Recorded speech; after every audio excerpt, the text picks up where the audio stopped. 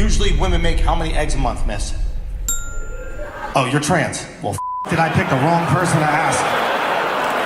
That is hilarious. So you like trans women, okay? Here's the thing. You're into trans women. She. Just making sure. I don't know what pronoun is used. She's looking woman-womany. Is she too woman-womany for you? Absolutely not. Here are 5 times stand-up comedians destroyed woke hecklers, starting off with Bill Burr, who takes the stage and immediately cuts through the noise with his unapologetically sharp take on cancel culture, Pride Month, and everything in between. I don't know. I'll probably get canceled for doing that joke, you know? How stupid is that cancel thing? They're literally running out of people to cancel. They're going after dead people now. They're trying to cancel John Wayne. It's like, yeah, dude, God did that 40 years ago. They're all up in arms. They're like, did you hear what he said in that interview in Playboy in 1970? Can you believe that? It's like, yeah, he was born in 1907. That's what these people sounded like.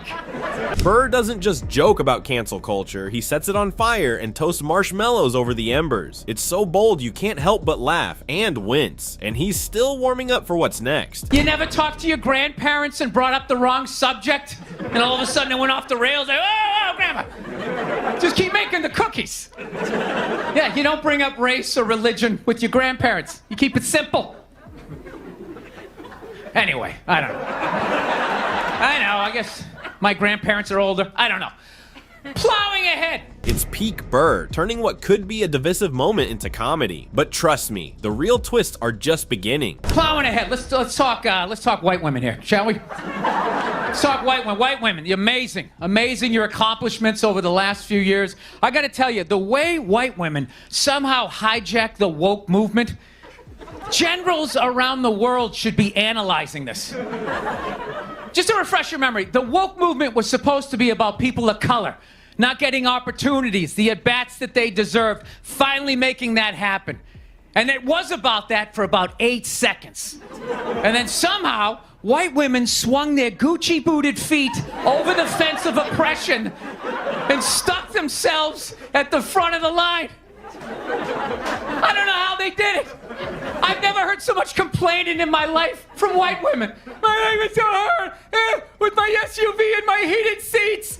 You have no idea what it's like to be me. The way he flips privilege on its head is so absurdly direct, it feels like the comedy equivalent of a cannonball into an ice bath. But if you think that's sharp, wait until you see where he goes next. Trash and white guys, the nerve. Where's the camera? The nerve of you white women.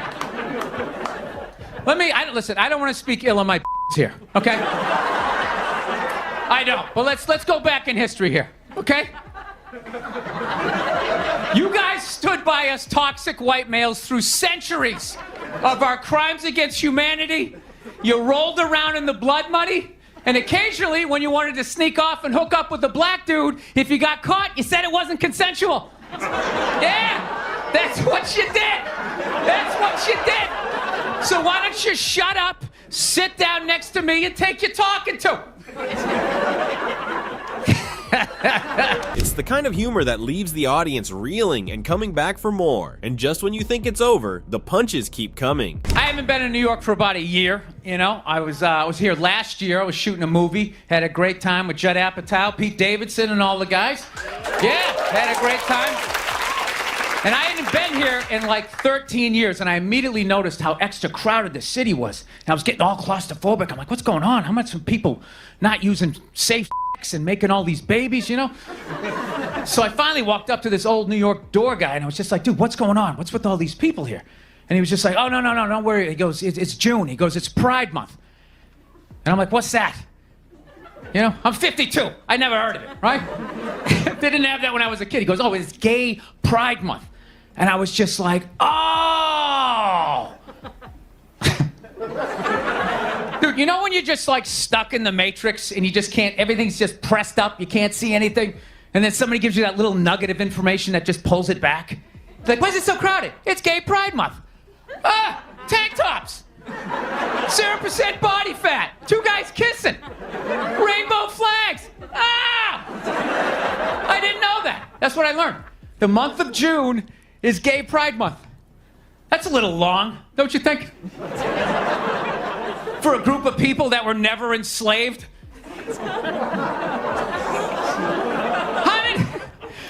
How did they get all of June? His commentary on cancel culture is as biting as it is hilarious, proving no topic is off limits when he's holding the mic, and he's about to hit even harder. Dude, black people were actually enslaved. They get February. They get 28 days of overcast weather. Sun goes down at 4 in the afternoon. Everybody's shivering. Nobody wants to go on the parade. Look, yeah. How about you hook them up with July? These are equator people. Give them the sun for 31 days. There's gay black people. They could celebrate from June 1st, June 31st, 61 days of celebrating. All right, that's all my time. We got a great show for you guys, everybody. Jack White is here. This is the kind of joke that gets funnier the more you think about it, and somehow also more uncomfortable. And just when you think the stage couldn't get any wilder, Sammy Obeid steps in with his sharp take on one of the most polarizing topics out there. What's that? It's a ladies' thing. It's about a lady. It's not your stuff. It's not about a man. No. Let them talk. Let me say something real quick. Now, I understand that pregnancy is about a woman's body, and I am pro-choice, so that would make me on your side. But the fact that you interrupted in the middle of a bit is questionable. Do you really believe that I needed to be silenced in that moment, or did you just more so want to be heard? What was it? Tell me that I needed to be silenced. Yes. So should I just stop the set right now and end? No. No, because that would be aborting too early.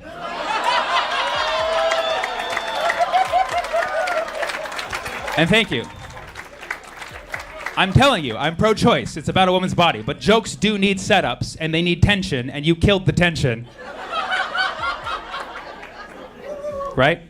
So let me finish. Because that's how we got into this mess in the first place.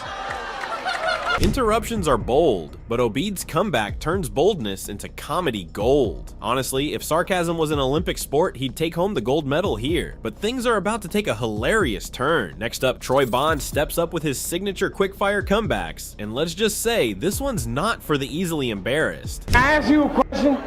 I have no. What part was I being racist at?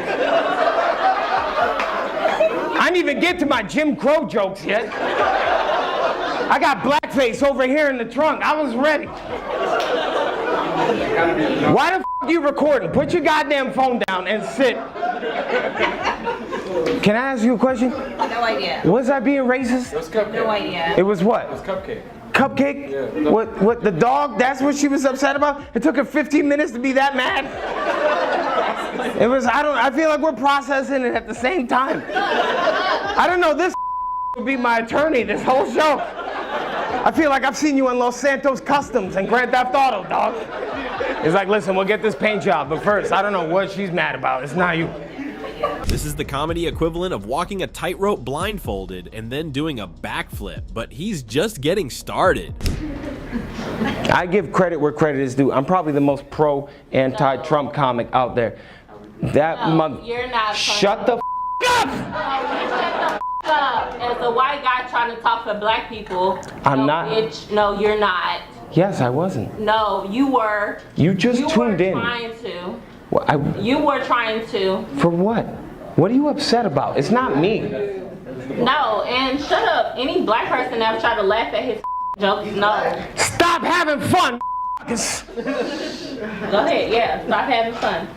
Can we get her an Adderall or something? Wow. Are you serious? See, yeah, no, that's what As a happens.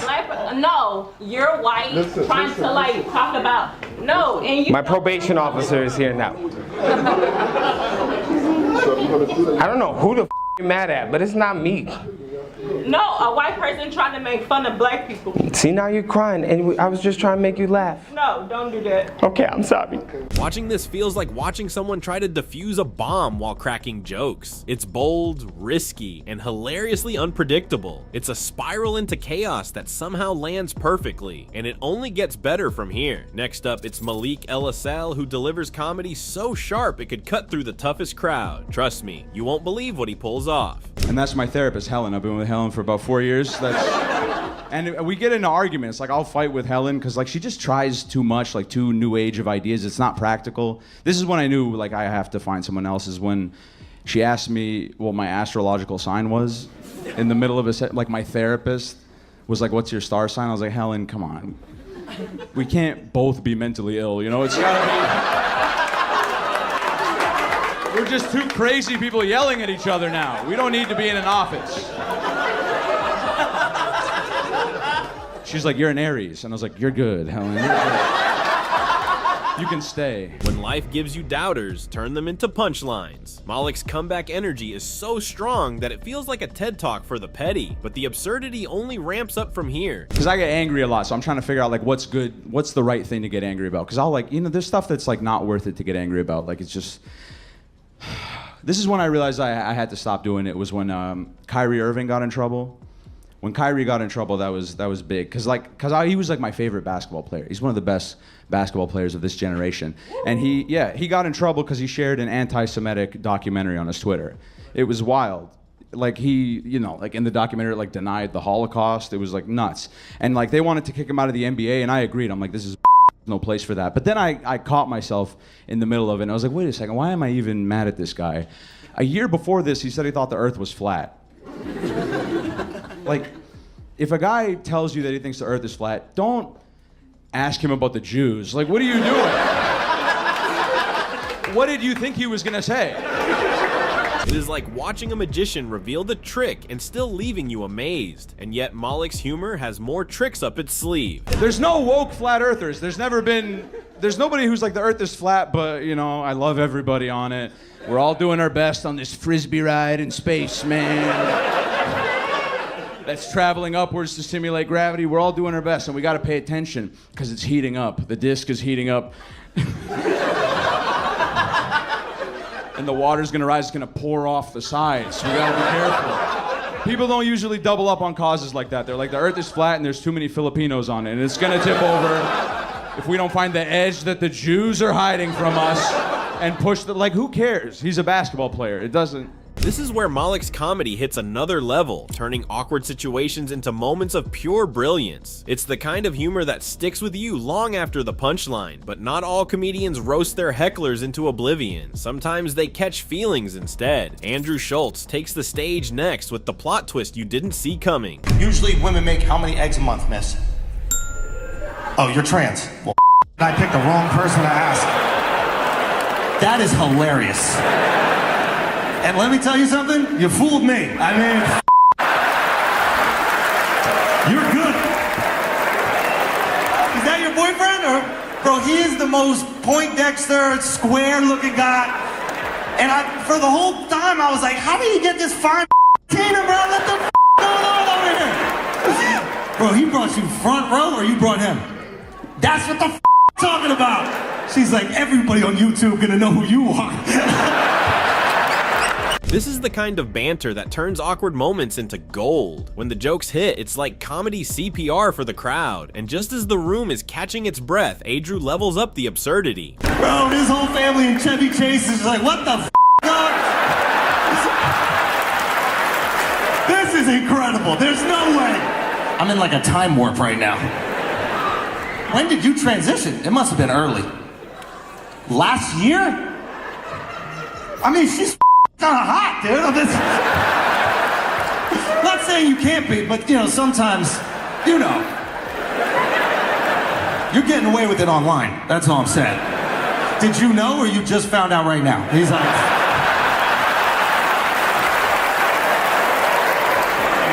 Bro, you didn't get carjacked, you got booty jacks today. Only Andrew could make this much chaos feel like organized brilliance. He's out here playing verbal dodgeball, and no one's safe, and it's just the beginning. Have you ever been with a trans woman before? Never? Did you know? Oh, yeah, okay. Did you find out in the moment? Just sword fighting? Like, wait a minute, what type of clit is this? This clit looks a little too Filipino or something. What the? This clit punches back. How did you guys meet? This is what I need to know. On Grindr. Oh, okay. So wait, hold on. So Grindr's gay app, right? Not that I would know. Anyway, so but Grindr's a gay app, right? So did you flip him back? Y'all get the math? He's out there looking for men, and you're like, nah, you still like. And then she proved it, bro. You ain't even gay, bro. What the f you on Grindr for? You ain't even gay, dog. I'm sick of this. I'm sick of these straights on Grindr, bro. Malik's quick wit here is sharper than a freshly honed sword, leaving everyone wondering how he keeps it so effortless. But the unpredictability doesn't end here. I need a follow-up from you guys. Were you on Grindr for trans women, or were you on Grindr for dudes for trans women? Okay, so you like that specifically. And why is it, like, do you need help with your car or something? Like, what's the... Yo, they're just a carjacking couple. They're like, listen, I need a that knows how to fix a carburetor, you know what I mean? We're stealing Hellcats tonight. That's what you call trans vagina, Hellcat. This is where comedy meets chaos, and Andrew slices through the unexpected like a hot knife through butter. It's sharp, absurd, and so perfectly timed you can't help but laugh. But trust me, the real magic is just getting started. So you like trans women, okay? Here's the thing. You're into trans women. She, just making sure. I don't know what pronoun is used. She's looking woman-womany. Is she too woman-womany for you? Absolutely not. Something's awry. Do you know what I mean? Like, if you want trans women, you want a little bit of... You don't want to argue. You want to be like, what's up then? Like, I said, split the bill. Wait, you still gotta pay for and everything?